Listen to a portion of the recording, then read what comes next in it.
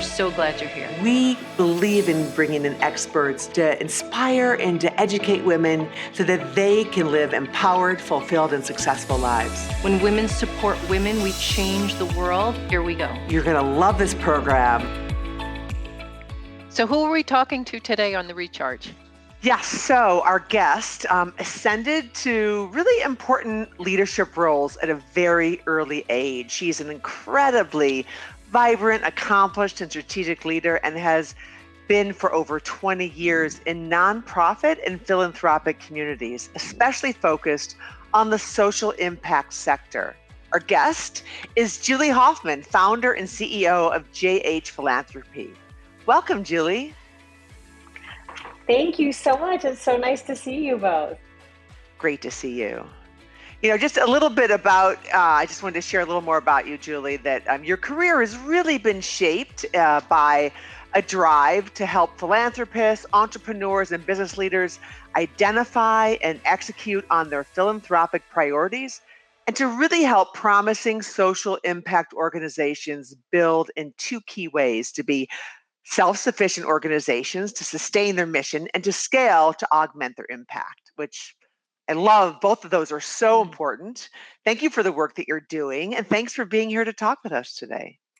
Thank you for the invitation. It's so great to be here and to get to share the message and support the great work that you both have done. Awesome. Well, I know we've been fortunate to have you on a panel of Career with a Purpose, with women leaders, and it was just a great way to get to know you more. And here we are today. So, as I had shared with you before, that our theme for 2022 is designing and living your brilliant life. And so, we'd like to start with your journey. You know, you've had this pretty really interesting to me. And Nancy and I were talking about this, your career journey. You know, a lot of people make their mark in corporate and then it's time to do good and go into the nonprofit world. But you started your work in nonprofit, really doing purposeful work. So I'm just interested to know what inspired you to start there. Sure. So I guess I'll go way back. I grew up in Arizona. I went to Vanderbilt University. It was an incredible experience for me. But my sophomore year, I participated in what was called alternative spring break, which is like a week of service. And many times when you apply to alternative spring break, you apply to different locations around the country and some even international. I happened to apply for and be accepted to a women's studies group, working with my women's studies professor actually in Nashville. That week, I often say, just changed my life. The reason being is that Vanderbilt is a wonderful school and it's changed a lot, but it was quite a bubble, right? But we were working just 3 to 5 miles from the school with women who had been in and out of prison really because of prostitution charges. And we worked alongside them for that week, and we were building together, we were building a recovery home for them. And we spent a lot of time with these women. And I just realized how drastically different our lives had been. And while I had grown up in a home that was committed to service, it's when it really hit me that I had grown up and it wasn't if I was going to college, it was where. It wasn't, I knew I had a lot of opportunities ahead of me, and I just happened to be born into a house and a zip code and a country that I had these opportunities as a woman. And the women with whom we were working, I realized that they were going through so much in their life. They didn't grow up wanting to live the life that they were living. It was everything stemmed from poverty, addiction, challenges in the household, and this is a survival tactic. And so I learned then and really understood how drastically different our lives were, but how we could very well be the same person, right? We just happened to be in different paths. And so that's when I decided, my poor family, I then came home from college that summer and said, I'm going into the Peace Corps. My family was very conservative. I was like, and I'm a Democrat and vegetarian. And they're like, what happened to you? But really, that's what happened. I went to the Peace Corps, loved the work, but also knew that while I loved service work, I wasn't going to be direct service. So I came back in and then went to business school and went to Vanderbilt International Management School. So, and I know we'll get into it, but my life has really been at the intersection of public and private partnerships. So I knew from the beginning that nonprofit work was where I wanted to start. So the Peace Corps must have really inspired you to push the boundaries to be more of who you are, and because of the exposure that you had to such a different culture and way of life, and inspired you to be more of who you are and to serve the greater good. How did that again inspire you to push the boundaries to be more of who you are today? You know, Nancy, as you started to answer that question, something clicked for me. Something that's very important to me is understanding what motivates people. And as Mm. we get into my work later within philanthropy, that's so important to really understand that intrinsic motivation, both what people are comfortable sharing and what they're not. And one of the tenets of the Peace Corps, and this was actually a unique experience for us because we were the first Peace Corps group to come back into Peru after having been kicked out 10 years before from a military dictatorship. So it was not the experience where you come in and here's the Peace Corps house and project, and this is what you do. We were like the first gringa to come into the village and say, here I am, Wow. I'm here to live with you and work with you for 2 years. And they're like, wait, did you bring money? I'm like, no, just me. So, but in that experience, you it's very humbling, number one. Mm. Number two, your goal there is to work with and learn from the people in community, see what you might be able to add and support with, and bring in outside resources. Let's be real, I'm a year out of college. What did I know? And so it's so much of it is about working together to understand the mutual goals and move forward together. That's really driven me in all of my work. That's really interesting. I mean, especially given, as you had said, you were so young, to take that leap of faith in yourself, and really step out of your comfort zone. I mean, I think about courage, and what an incredible opportunity and experience at that age. Yeah, I also think that mature vision of realizing the power from business school of what you could contribute to the nonprofit sector and really to evolve the mindset. And you've done that in some really big ways, including being a CEO of a venture philanthropy fund. Why don't you talk a little more about that intersection? Sure. So when I started my career, I started working at an organization called CARA that was workforce development. I started on the nonprofit side.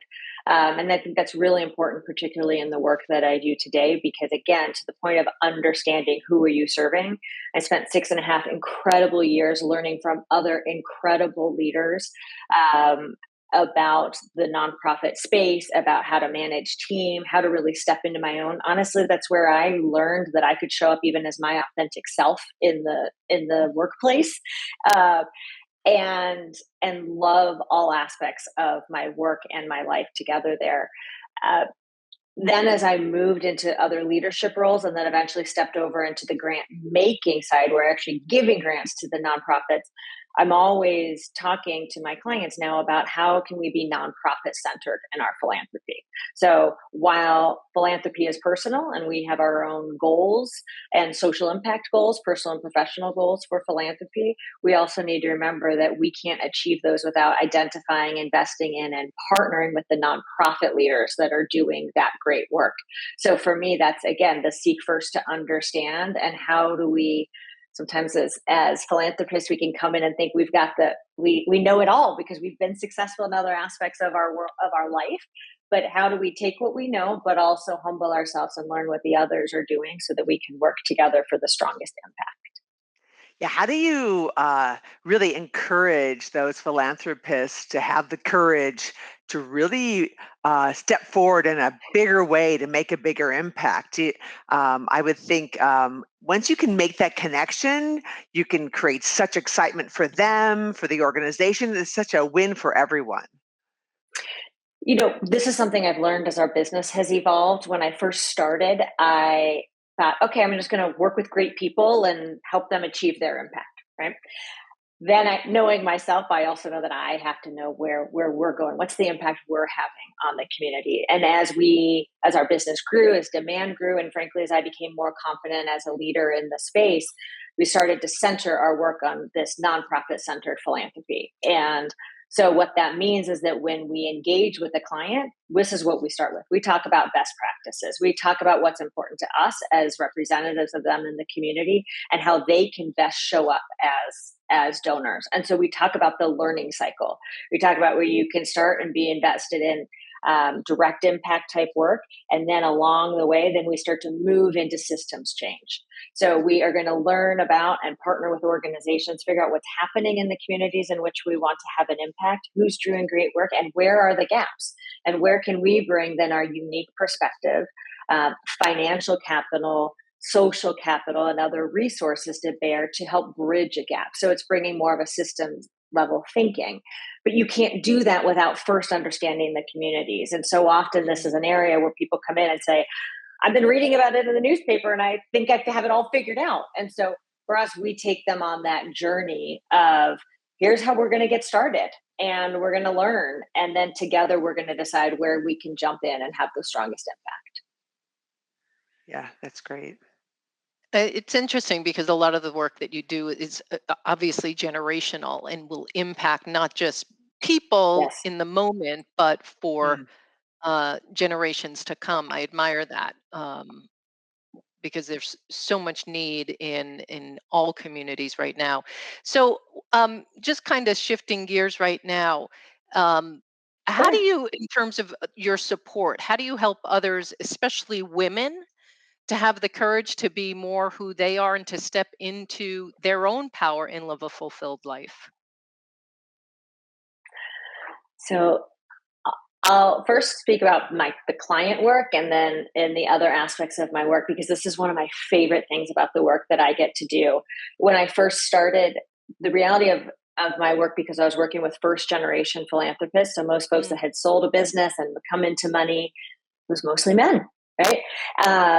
Given the people that I knew in this space. And so as I'm sitting down to talk with them about their philanthropy, it was very important to me that we're bringing in the spouse, especially if it's a male female spouse couple, then how are we both being represented in this space? And that we are not just, if you've been the main decision maker or money driver, if this is actually about family philanthropy, who's going to be a part of this? And how are we both represented individually and collectively in this work? And one of my greatest joys has been working with women in my work. And now it's actually the scales are tipping. One thing I really wanted to do as we built this business was to bring on more female clients.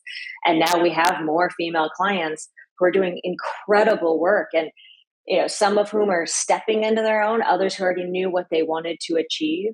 But I often serve as a coach. Once we can figure out the mechanics and the logistics, then it's really about how can they step into their power as a leader and feel comfortable owning that space and stepping into that. So to me, that's one of my greatest joys with my work. I'd Uh, say for you asked about just how do we support other women. Networks like yours have been incredible for me as I've grown in my career. And you always hear, "Oh, networking." It just sounds like, what is that? And I used to run a nonprofit that works with first generation college students. So we would talk to them about networking, and they're like, "That sounds so cheesy or not authentic." Or icky, And yeah, and right. I have just been so right. Yeah. And now I look back and my network is one of my greatest joys. And working with the two of you, tapping into talents and lessons and learning, whether it's about my career, whether it's about my family and helping to figure out the right school for my daughter, right? We all learn, and I wouldn't be where I am if it weren't for a great network of people. So I try to be a good representative in that network also. Yeah, pay it forward, right? Mm-hmm. And so you've had such great impact and successes early on, a lot of fulfillment. What have been some of your biggest challenges along the way? Ooh, biggest challenges. I I can lean all in when it comes to business. And years ago, went on a retreat, and it was supposed to be about professional women, tapping into their feminine energy or something. And if you had said just the feminine energy to me part, I'd be like, yeah, no, okay, like I can't do that. But because it was for professional women, I felt comfortable saying this is something I'm going to do, right? And in that, during that week, I really realized where I could be type A. I can jump right in. I can lead. I can know how to build a business, take risks in my career, and learn how to, and I lead. I lead with confidence. One of the challenges sometimes is then stepping back and the maybe the softer side of slowing down and prioritizing my own self, my family, and finding balance for all of that. The full Julie and not just the Mhm. worker bee Julie. So I would say that's definitely been a challenge for me and something I'm continuing to work on. Oh, yeah, I would join the group. And I even, know. I continue to struggle with that. How has been launching your business? Any challenges with being an Oh, sure. entrepreneur? When I started my business, I knew I did not want to be a freelancer. So when you go into Mhm. consulting, you can choose, right, like great, I can make a great living just as a contractor and a freelancer, and that's how I started. And I started in October of 2019, and all I wanted to do to prove to myself and my husband was that I was going to recoup my salary, right? Like that is like basically recoup the run rate of my salary, and then I would feel good. But I knew starting this that I'm not an individual player. I like building teams. I like working with people. I want to build a company that women in particular want to come work at because they know they're going to learn a lot. They're going to push themselves. They're going to work really hard, and but also be the best part of themselves and be able to be the full human. So that now, as I'm in year three, one of my challenges is okay, where do we go in terms of depth or breadth with our clients? How do we continue to build this? We just hired our second employee, so we're now a business of three plus a number of contractors and partners. And so navigating that in terms of both building the business while also making sure we're providing optimal service for our clients. Um, and I'll say for me, I can just jump in and want to do it all. And my name is on the company, so Mhm. I'm going to make sure we're providing the utmost quality. I also need to then make sure I'm creating time to train the team and bring them along so that they can also help to grow the business. That's great. Yeah. So it seems to me, Julie, that you found a number of your superpowers at a young age, social impact, service. So if you ran the world, what would be the first change you would Ooh, make? man, that is a hard question. If I ran the world, what would be the first change I would make? Well, I I think there are a couple of things. The first thing would be I would create a gap year. I think that everybody needs time before or after college to do something that is for their community, feel closer tied to whether their country, their their community. I think that whether it's service or giving back in some other way. My husband's German, so he had mandatory military for 2 years, and obviously I did the Peace Corps. But I think that it's really important that we have time to reflect upon where we want our life to go before we jump into anything. I also have a friend who did the gap year before college, which I definitely did not do and could very much benefit from of thinking about where do you want to go when you're 18 years old. But so many people will say to me, I wish I would have done the Peace Corps, or I wanted to, but then then I got married, then Hmm. I had debt, and then I had, I got Yeah, a fill in the job. blank. Right. That was the one time in my life that I was fortunate that I could say, I don't have any other obligations. And so I know that's a place of privilege for sure, but the idea being that I could take that time was really important. So if I could make that mandatory for everybody, I would. The second thing that I would love to do, and I tried to teach my daughter this, I wish we could all like just know that we're all like, everyone walk around with a sign saying like what their biggest vulnerability is or what they're struggling with. Because so much when we all show up and come off as gruff or mean, or we're being, not thinking clearly about somebody else, it's because we've got something else that we're dealing with. And so that's the personal side that I wish we could always remember that everyone's dealing with something inside. I love that. You also talked, when Nancy just mentioned superpower, right? And you had described in some of these assessments that you're a Mhm. maximizer and an individualist. So Yes. how does that impact your work and your ability to be effective for others? Sure. So I love strengths finders. There are a lot of different evaluation tools, or not evaluation, but strengths finders tools out there. I did strength finders a couple of times in my career, and what keeps coming up is that I'm a maximizer and an individualist. And really, what that means to me is that as a maximizer, I can take something from good to great. Um, I'm not the best at starting something from the ground up. If I am working with somebody or a project, and that's why I'm good at my work, is because I can work with philanthropists or employees, or social enterprises that are doing great work already, have a vision, and then I can help to take that to the next level because I can understand what's motivating them. I can put a plan in place. We can activate our networks, and we can have the discipline to move it forward. And then on the individualist side, it's figuring out what are everybody's individual talents, that really they can bring to bear that help make us all uniquely Mhm. successful in this work. Nice. Can you clarify? I know you work with Yes. philanthropists. Do you also consult for nonprofits to help them be more, to improve their presentation to attract philanthropists? Actually, most of my work is with philanthropists now.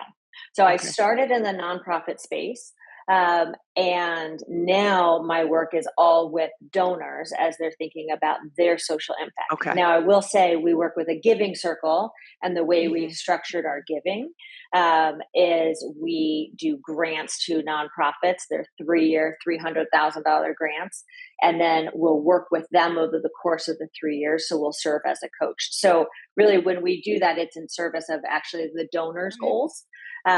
So there are a lot of incredible nonprofit consultants out there, but now we work actually on bringing the capital and resources to the nonprofits.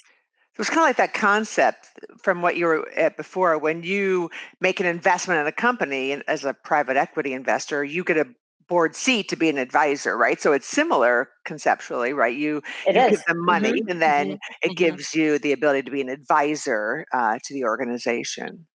I'd say it depends. The same way you think about that in your investments is that, with a smaller check, no, you don't get a voice, Absolutely. and we'll truly appreciate your support.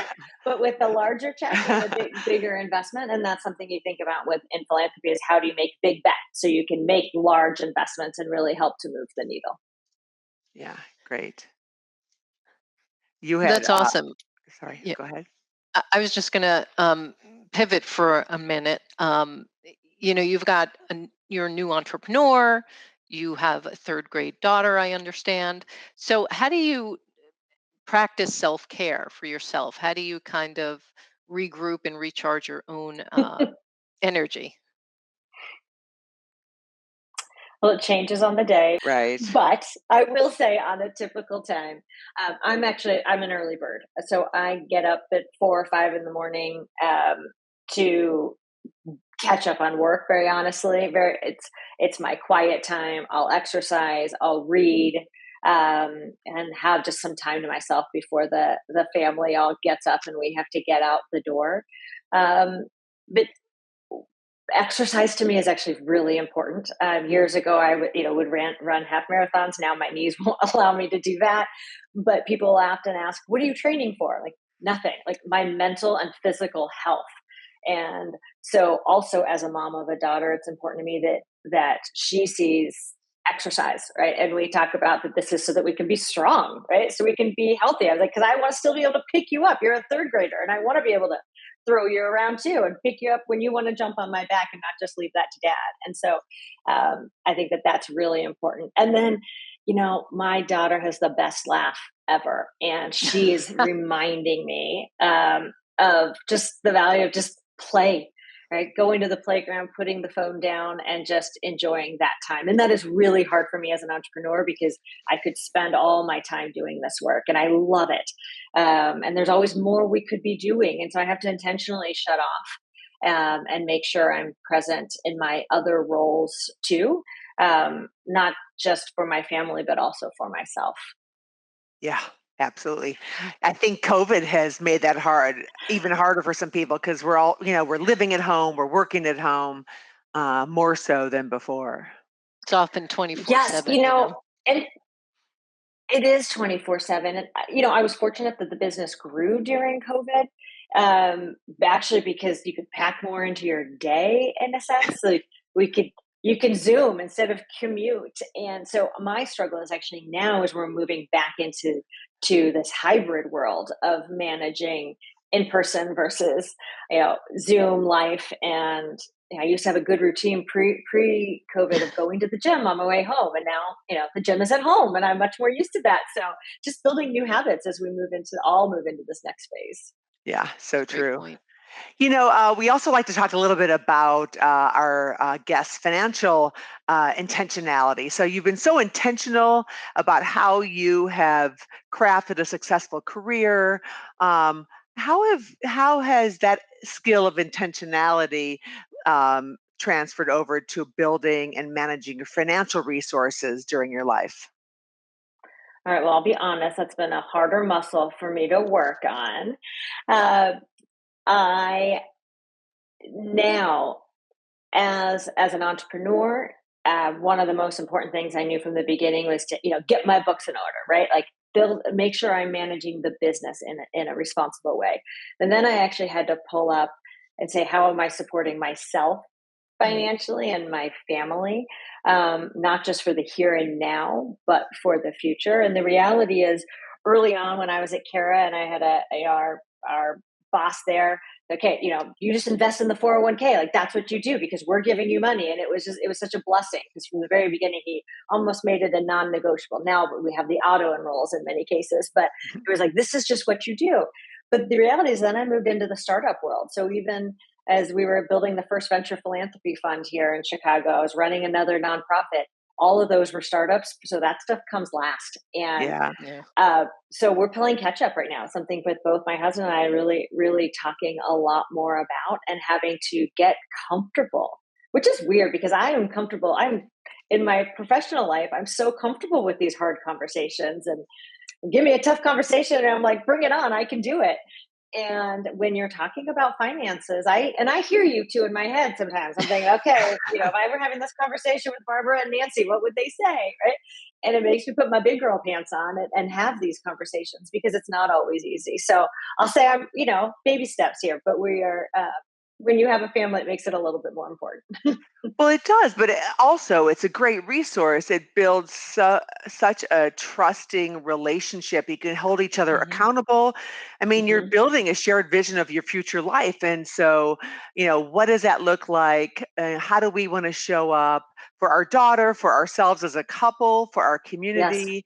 And then how do we support one another along that journey? So, and that underlying element is your finances in so many ways, and ironically you're helping people that have been I financially know. successful Right. make this Right. impact, right? It is the irony and something I think that we don't talk about. And I have learned from my clients who have been incredibly generous with me in terms of sharing their stories of how they've built their businesses and built their wealth, because I'm just so fortunate to work with incredible people. But one of my clients was talking to the family team and saying, look, you're not necessarily going to build wealth just from salaries. And here are other ways that you start to think about your investments and board opportunities and different things. And even, again, given I have such a focus on first generation college students and how hard it is to break out of a structure that you've been born into. And so you just think, but I just need to get a good job. And I remember the first time I got a Mm-hmm. 6-figure salary, and I thought, I've made it, right? And then you start to realize, okay, there's so much more to be thinking about holistically. But people, oftentimes you don't tell that. We didn't know that in my family growing up. And so I've learned from these other folks who've been very strategic in their own financial lives also. Yeah, that's And great. also, I think about, Barbara and I are such advocates and always encourage, any couple to have transparent and candid conversations about their finances and wealth. And I think about the other impact that has is it normalizes that narrative and that conversation and that topic for your daughter, Mm, so that right. she learns at an Such a great early point. age talking about money is good. It's important. It's not, crass or anything like that. And so many, I think, of us carry money stories, and that it's a taboo Hmm. topic. So it's great that you and your husband talk about it. Yeah, and we'll send you a link to our video on Oh, how to good. talk to your kids about money. Oh, I love that. Yeah, Thank you. yeah. I think that that's so important because a couple of things. One, in the world of like on demand, right? Right. She like run just the other day. I ran out of bubble bath. Can you order me some more? And when is it coming in 2 days? Because she's used to Amazon, right? And so, like more than ever, like money grows on trees in that sense, Right, right? Like Yeah. it right. just you don't even see the transaction. So it's something we talk about. But then you'll appreciate this. Um, she will describe my work as she works in schools and in the community, helps to give money to people. So then she'll ask my husband, do you help give money to people too? He's like, no. He's a supply chain consultant, so no, we actually are saving money. It's a lot different, but her view of the world is very different in terms of those finances. I love it.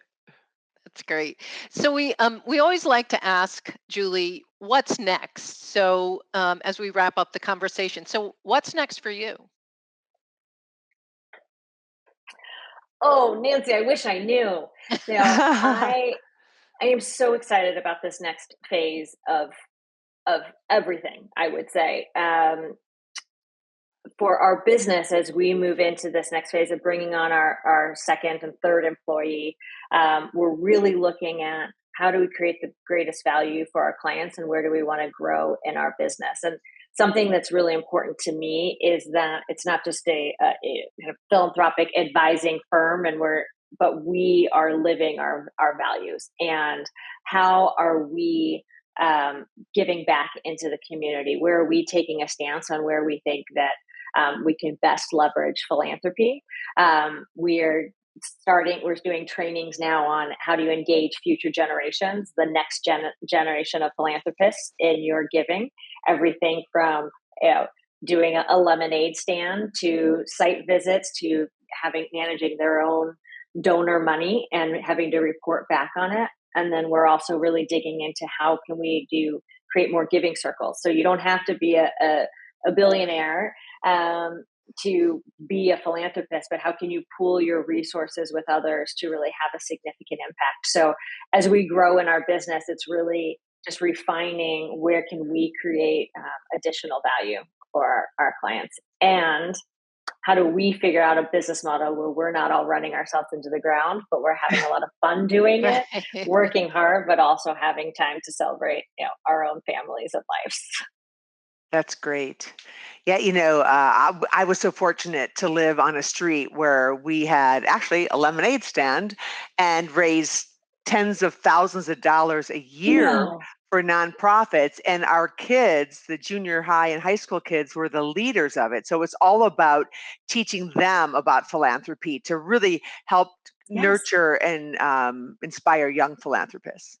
Hmm. It really is, especially because so many of our clients are first gen. And so they didn't grow up with money. And now their kids are living such a different life than they did. And Yeah. they're torn because of course, you want to show them these great aspects of your life, but you also want them to understand the responsibility that comes with Right. that, Right. and how we can give back from an early age. Absolutely. Well, thank you for helping to create more of that awareness and energy and all the great work that you're doing. We're so glad that you're within our circle.